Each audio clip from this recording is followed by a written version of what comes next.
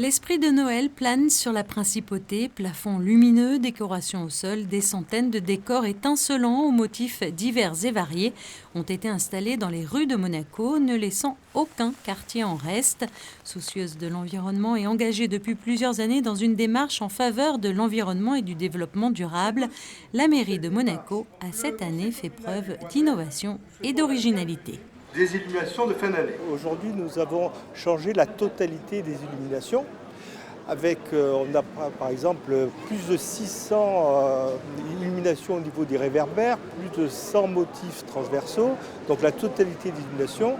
La nouveauté également, vous savez que la mairie a toujours cette partie écologique, même sur les illuminations. Donc cette année, nous avons des motifs qui sont en matériaux biodégradables à partir de la canne à sucre. Et également, même les montures, les armatures qui sont en aluminium, c'est tout l'aluminium qui est soit recyclé ou recyclable.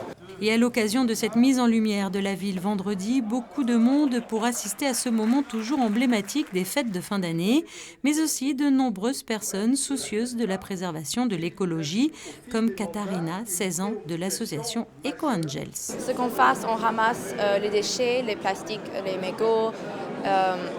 On fait les ramassages après des événements comme le Grand Prix.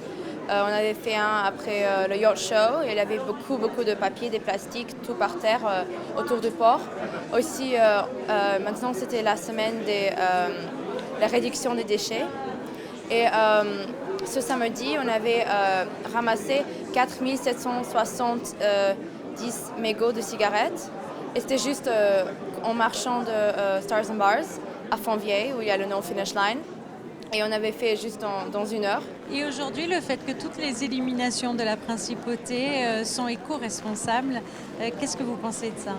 C'est beaucoup mieux qu'avant. L'importance de le recyclage, d'aider notre planète parce que c'est très important. Et Monaco, c'est pas très difficile parce que c'est une communauté très petit, mais à la même temps, il y a toujours les occurrences qui montrent qu'on a toujours on doit éduquer le monde bleu.